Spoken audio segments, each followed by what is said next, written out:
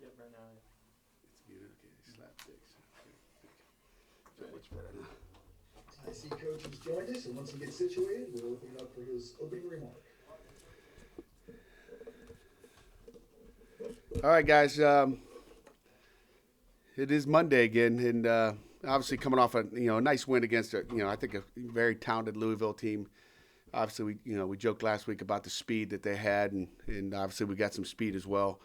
Our kids played hard. We obviously weren't perfect, and there's a lot of stuff we watch on Sunday night. In really all phases that obviously we could fix. But defensively, we were pretty strong. Had a busted coverage for a touchdown. Really two busted coverages for touchdowns. One in the passing game in the red zone after a turnover in a sudden change situation, and really in the run. Versus an unbalanced formation that was a little bit different.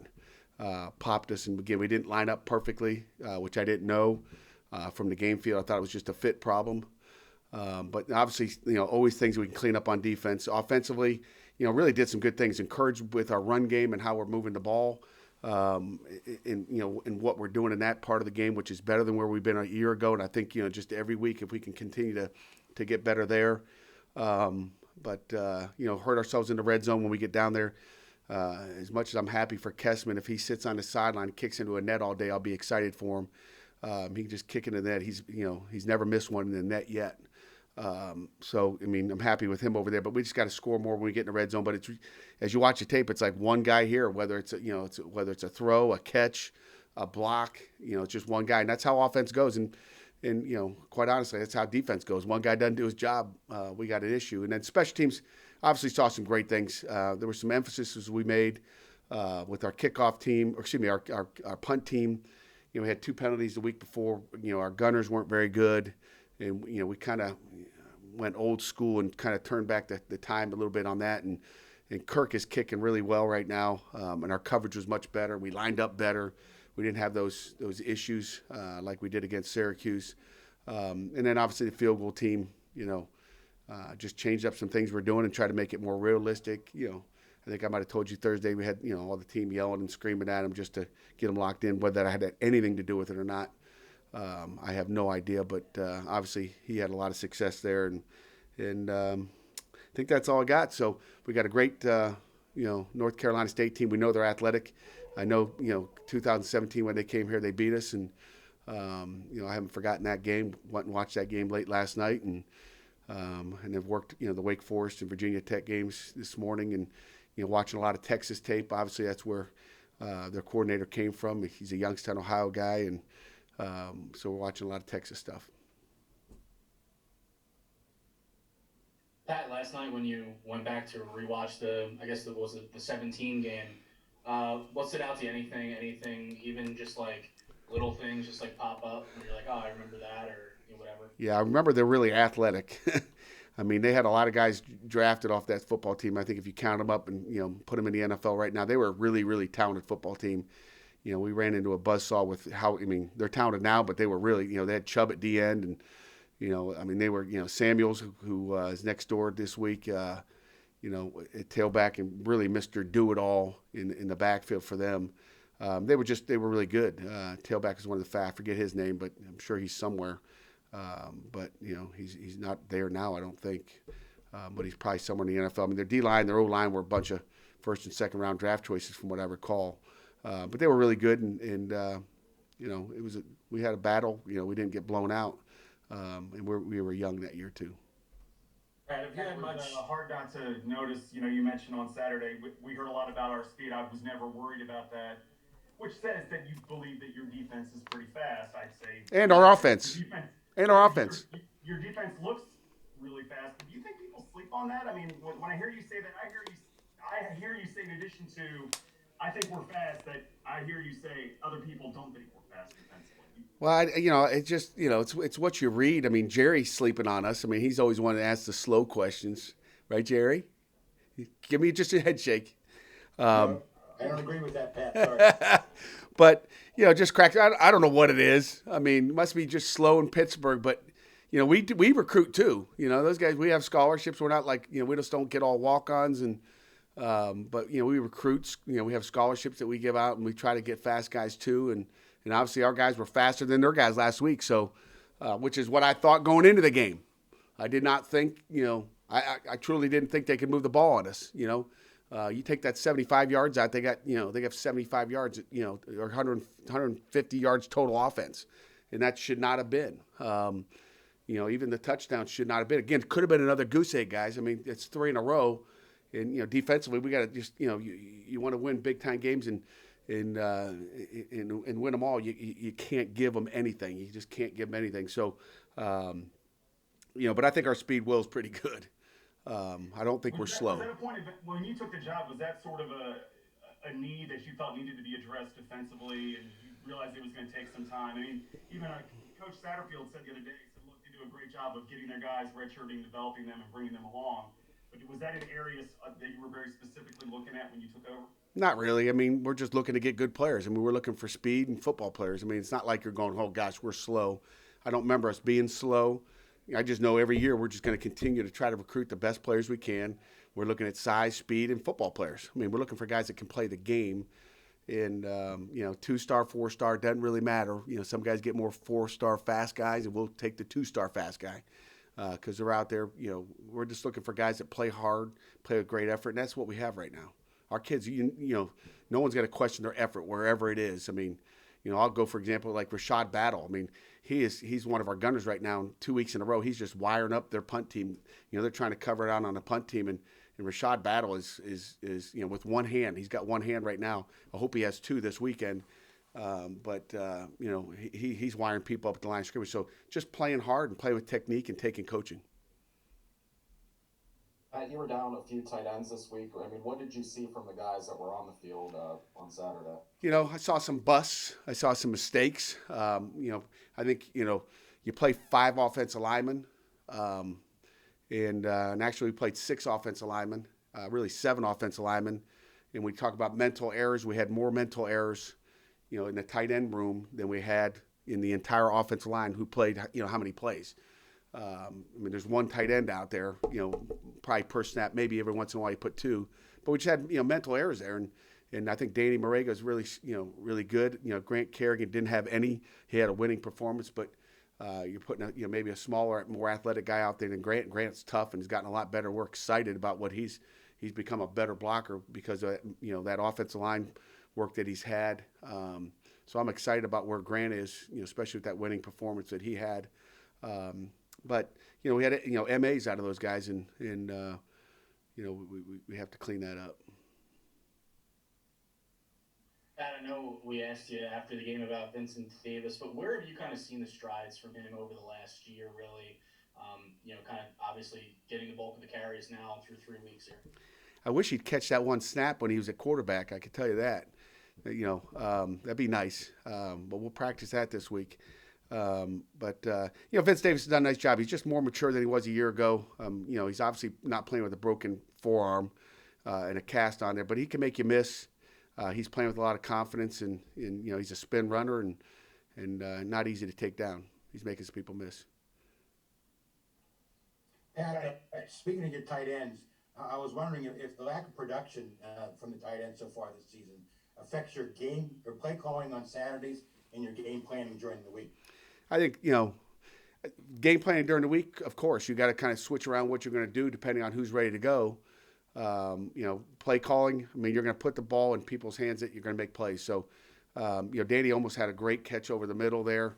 I thought he was going to pull it down, to be honest with you, and he's got the ability to make that catch. But, it obviously affects your game plan. You don't know, Tuesday or Wednesday, who you're going to have, who you don't have, who are you not going to have, who are you going to have. You never know with this pandemic who you're going to have as well. So there's a lot of things that change what you're going to do, offensively, defensively, game plan wise. Jordan Addison's 21 catches leads the ACC. You talked about him all fall camp, but is he doing exactly what you expected him to do this year? I would say Jordan is. I didn't realize he was leading the ACC, but it seems like he's got about 7 catches a game, so 7. But he's done a nice job, and he's there's a couple that you'd like to take back. He's had a couple deep balls that he could pull in, but he's done what I thought. He's done probably more than I thought. I think we talked about it last week with Quadri Henderson in his first game compared to Jordan Addison's. first ball game. So Jordan's just going to continue to get better as this season goes on. We got to keep getting him the ball. Pat, you talked about playing 7 offensive linemen. What do you think of the guys that came in after you lost Gabe's performance, and what made Carson get more of the reps there as the game on? Just watching a few plays, obviously when Keldrick was in there, saw a guy run by him. I saw him getting out of his stance a little bit late. I kind of focused on that because when Gabe was out, I was like, oh gosh, what are we going to do? Who's going to be that guy? And again, he's just getting better. I like where Keldrick is. He's probably not where we want him to be right now. He probably thinks he may be further along than he is. But when you watch the tape, or I watch from the sideline, I just didn't feel comfortable with what happened there. And then we moved Carson over, and Carson played a really good game. He had one bust in protection. You guys could probably watch it. He saw a corner coming, and he had there's a guy that's like 260 in front of you, or 280, whatever he is. And then there's a 185-pound guy there. He jumped out and tried to block the corner and left a big old 5 technique for Vince Davis to block. Vince is starting to go after the corner, and then Vince has got to come back and block the 280-pound DN. So little things like that. Again, I think that's more plays. I think Carson had 47 plays, which is more plays than he's ever played in one single game. So it's awesome for the depth chart and those guys to get those serious ACC reps. Matt Fortuna, our newcomer, I believe, has a question. Matt, please go ahead. How's it going, Pat? Hey, these guys are quick. I saw you on mic it, Matt. I'm in the room being called on. What's it do for a defense when you have so many guys who can get after the quarterback so often? I think you have 5 guys who have multiple sacks through 3 games so far. Just as far as the morale, the makeup, the sideline, what's that do for the overall well-being of the defense? I think it gives everybody a lot of confidence. I'm sure it gives that secondary a lot of confidence. It gives everybody confidence. I think it gives the offense confidence that, they got to block those guys up front. And, Deslin goes right into that. Deslin had some TFLs and made some plays in the backfield besides Patrick having an unbelievable game and Rashad. I think, having those guys on the edge, certainly changes things offensively. Thanks. Pat, going back to that 2017 NC State game, if you don't count the one pass he threw against Syracuse, that was really Kenny's first action in college. What do you kind of remember about that, about what you saw out of him 3 years ago in that game? Yeah, what I remember him scrambling for his life in that game because they thought they had a freshman quarterback there, and he did a pretty good job under pressure, but he was scrambling for his life. They were blitzing. They were blitzing about every down, just trying to see if they could rattle a freshman quarterback. That's what I remember there. One of the things that Scott Satterfield said after the game that gave them a hard time was when you guys got into your Delta package, knowing which linebacker was coming. You don't blitz a ton, but as a guy who's a noted defensive mind, how much do you take those opportunities in that 3-3 front to really dial up some creativity and try to confuse some offenses by hiding some guys or maybe trying to do some different things with who's coming on the rush? That's all we do. That's why we like that front, Alan. We get into that, and there's a threat of multiple guys going, whether it's Brandon Hill or DeMar Hamlin the week before from the field, and Phil Campbell's had an incredible year for us so far. He just maybe that unsung hero of that defense. He plays fast, hard, tough, but Phil Campbell into the boundary, and then you got Servassier and Camp Bright inside. That it's like which one of those guys are you going to block? And when there's 7 of them sitting up there and you're trying to change protections and you've got different blitzes called, it's kind of hard, and that's part of the scheme part of it. When I talk about guys getting sacks, there's a lot of indecision. Now again, North Carolina State's going to come out gap protect. Probably they're going to sprint out, so we'll have to work a lot of sprint out passes trying to get away from the pressure. So we'll have to be prepared for the gap protection this week where they max protect. And really try to leave no seams, and then obviously sprint out away from our pressure. Depending on which, whether Leary or Hockman's in there, depending, they're both right-handed, left-handed. We don't know which quarterback we're going to face. I expect to be seeing both of those guys, looking at that offense. Pat, I know he played much more later in that season, but how much do you think Kenny learned from that stint against NC State in 17, that experience late in the game? Even just like as a guy just getting in the first time. Really. Oh, I'm sure he's a heck of a lot better right now. If he went back and watched that tape compared to where he is now, he's learned a ton. Not just from one game, but the the only way you get experience as a quarterback is to get those game reps and be put under the fire. So, and he was under fire. And I know both you guys are defensive guys. What do you know about Tony Gibson? And have you ever been in a game against him? And what about his defense that makes it good? They're in a 3-3 stack, and they can bring pressure from anywhere. So you got to be aware of where he is. And I really, I know Tony recruiting wise, hung out in the airport, at some gates, a few times and just talked ball and personnel and recruiting.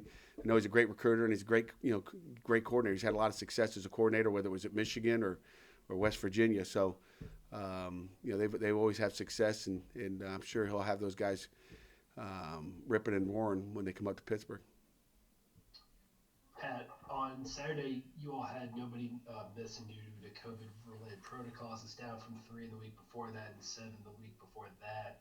What sort of measures or steps did the program take, or has the program taken to sort of control that and to get things, to get those figures down? Our figures have been low from the beginning without getting into numbers, Craig. I mean, they've been really low. Really haven't done anything different than just continue to have a constant reminder that it can happen to you, whether it's sticking up all the postponed games from last week or this week. You're one game away. I mean, I talked to him after the game about how, I guess the bars are open in Oakland. And, just constant reminder of, hey, you're not allowed to go to a bar. Bars are off limits. I don't care who's opened them up. I don't care if it's, the bartender. I don't care what the bars are closed. And I told them they shouldn't hang out with a girl that's been to a bar. I mean, I'd check and see if they got a stamp on their hand. If they got a stamp on their hand, I wouldn't let them in. I'd say, see after the season's over. Constantly staying on them, Craig, and reminding them that we're not out of the woods yet. I mean, we could go from 0 to having 17 of them in quarantine this week. I mean, that's what it is, and I think that's kind of what everybody needs to realize is just because we're good right now doesn't mean you're going to be good in the future. And as much as you tell them that, is that something that has to come from leaders within, has to come from really a strong message from their peer leaders? No doubt about it. It's kind of interesting you asked that, Jeff, is Friday night I'm eating dinner with the captains. We have a captain's table for dinner, and that's who I found out. I didn't know the bars were open in Oakland. I had no idea. I don't even know when they open. They just said, yeah, the coach, the bars are open. I was like, really? Well, that's going to be, I'll make sure I mention that after the game. Thank you guys. Because, nobody tells me that. But it hasn't been on my checklist of checking the bars. So, it's a dangerous spot for our kids to be in right now. If you want to play football, that's not a spot you need to be in. And, everybody'd like to go have a celebration, after a game or, and just go out and have fun. But, you can't do it. Pat, speaking of kind of building off that, I mean, the fact that you guys have stayed so healthy has allowed you to condition, prepare maybe as normally as possible, given the circumstances. Other coaches, I know David Cutcliffe and Fuente have talked about their schools have missed practice time, and they talked about in their games their kids were gassed in the second half. It doesn't look like your kids are gassed at all in the second half, particularly on defense. I mean, how much of that is just the fact that you guys have been able to kind of keep things normal because you've been able to kind of keep the tests under control? Well, I think that helps, and I don't know what everybody else has done or not done. I go back to Navy, just listen to again. I don't listen to many interviews, but I don't know if anybody was playing or just listening to the one after they got beat by BYU. I think it was BYU in the opener, and were gassed and didn't tackle. And our guys are in condition. If we got 50 guys out there, can't tell you we've had a full roster out there every day, but it's our job. It's Coach Stacchia's job to, that anybody that did sit out for 14 days or 10 days, that we get them in shape, and regardless of whether they practiced last week or didn't, it's our job to get them in shape and get them ready for a game. Whether it's in a day or two, whatever the prep time is. But we've been fortunate that we stayed away from that, and I just hope it continues. And again, it's the kids. They got to do it. They got to want it. And I talk every week about how they have to earn the right to play another game. And we got to earn the right this week to play number 4. And we had to earn the right this weekend, because that's what scares you, is what happened this weekend after the game. What did they do? Where did they go? I can't babysit them. Pat, over the weekend, kind of on that same note, Syracuse and I think it was Georgia Tech, their game was delayed because of they didn't know if kids were negative or positive. Have you guys had any close calls in terms of getting results back with Mako, I know, and of course the last two games have been noon kicks, so I don't know if that plays into it at all either. Yeah, we haven't had any problem getting, when I wake up in the morning, it's been awesome, to be honest with you. When I wake up in the morning, I know. Um, you know, Shoot, I think the first weekend I knew at midnight. I think I found out at 5:51 Saturday morning that the coast was clear and we were good to go. But so I don't know what happened at Syracuse. I'd like EJ to find out and people just to find out, just so you kind of get prepared for the next thing. What happens, if you do get a positive on Friday? What was the situation? I don't know. Were they invalid? I don't know what the tests were. I don't think you can retest on a Friday. They really give you two things there, from what I understand. I mean, you get two tests. So if the first one's positive, they go to the second sample. So you're getting a swab. They stick it in a vial, and then they do it again, and then stick it in a different one. So if that one comes out positive, they go to the second one. If that one's positive, then you're positive. There should be no delaying of a football game, from what I gather. So I don't know what happened there. So I guess I can't answer unless one of the things was invalid. Maybe the second one was invalid. I don't know. We have not had any issues at all, though. Pat, how did Chase Pine do in replacement for Wendell Davis, the middle linebacker? And in that vein, any new information on Wendell and Lucas? No new information. Day to day, we'll see how that goes. But Chase Pine, like we know, did a great job. I don't want to call Chase a gamer because I don't like gamers, and I like Chase. But Chase is a you go back to maybe the last game he started was Stanford, and he played an unbelievable game down in the Sun Bowl. So I knew he would play lights out. I just know how he is. He played hard. He played physical. He got everybody lined up. He did all the things that you expect your middle linebacker to do. So he had an outstanding game, and we expect him, as long as he's that starter. And shoot, he may just earn the job by getting it done every week. So, we hope Wendell's back quickly, but we move on to the next. The next guy's up, and we certainly have a lot of faith in Chase Pine. Pat, speaking on that gamer note, you talked about how you were trying to get that message across to Kalijah Kansey last week. How did you think him and the other young players approached the game, and what's your read on them having to stay focused after a big win over a ranked opponent like this past Saturday? Just one day. The focus part is easy. That's my job, is make sure they're we get back to business tomorrow and we practice. They're in here watching tape and eating a brunch this morning, and getting some study hall hours in. But because it's their academic day. But the young guys did a good job. I mean, inside. I mean, whether it was Cansey or Devin Danielson, David Green ended up starting the game, and David had the best week inside. So we're just gonna. It's kind of like the tailback position. Who's having a great week of practice, and we'll start that guy. And obviously, David was the guy last week. Who's going to be the guy this week based on what they do offensively? Who can stop what they do? And I think that's going to be the big thing. I know you talked about this last week a little bit. Oh, sorry, Kelly. Go ahead. No, you go, Jerry. I'll go after you. No, ladies before gentlemen. Go ahead, Kelly. I know you talked about this. Thank you, guys. I know you talked about this last week a little bit on Thursday, but since then, Mr. Hamlin has put out a petition for the parents, and then Jimmy Morrissey on Saturday tweeted, "Please let my parents come to the game on Saturday." Is that frustration starting to boil up, that these kids want their parents to at least watch them play? I hope so. The parent is frustrating for you. It is. I mean, you sit in these homes.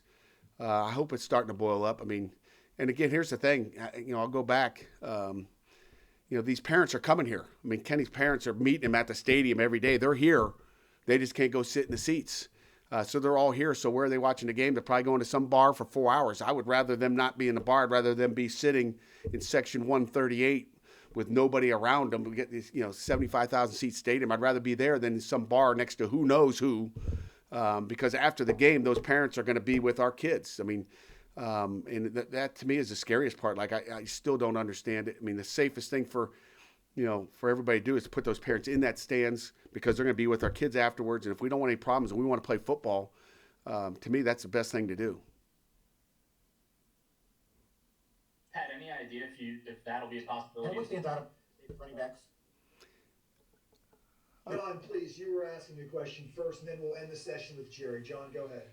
Yeah, just to follow up on Kelly's question, any idea if that'll be a possibility this weekend, Pat, to get parents or a limited number of fans in the stands? We know that there was an announcement that I guess there were no fans for September, but I think there's a chance. You know, we don't know right now, but you know, I'm going to say my prayers tonight, and there's a chance. I don't know when we'll know, but I think there's a chance, for sure.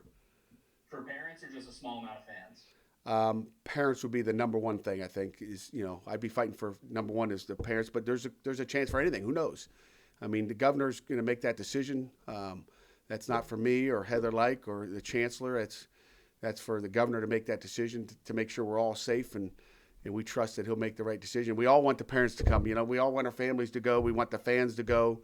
I want the band to go. I want the Panther Pit to go. I want everybody to go. But you know, the governor's got to do what's, you know, he feels best for everybody involved, and I'm sure he will. But you know, the smaller it is, I think it's even safer. And we hope and pray. Jerry, you have a question? Yeah, this may not be as good as Kelly's question or John's question, but I was just wondering about NC State's running backs, Pat, Person and Knight, exactly what they do that most concerns you. Yeah, they got, you know, Pearson is really listed as a starter right now, and I think they're both really good. You know, Knight is big. He looks big and physical and fast. And I think Knight's got more carries than Pearson does, but they got the two-headed monster there, and they're both really good. They run a lot of inside zone, outside zone. Some similar runs that we saw last week, even out of some similar formations. So, you know, the offensive line is really good up front. So, and they got speed out there. Matter of fact, they got big wideouts. I mean, you look at the Devin Carter kid, 6'4". I'm not even going to try his name. Amika is his first name, 6'3", 220 pounds, I believe. They got some big wideouts out there, and I know the receiver coach George McDonald, who I've worked with at Northern Illinois in the past, is a great receiver coach. So I know he'll have those guys prepared. Coach, thank you very much for your time, and to our Matt, you got another question at all, Matt? I know you came on. I'm all good. You all good? All right, guys. Have a good one. Thank you, everyone, for joining us. Appreciate it. Good to see you.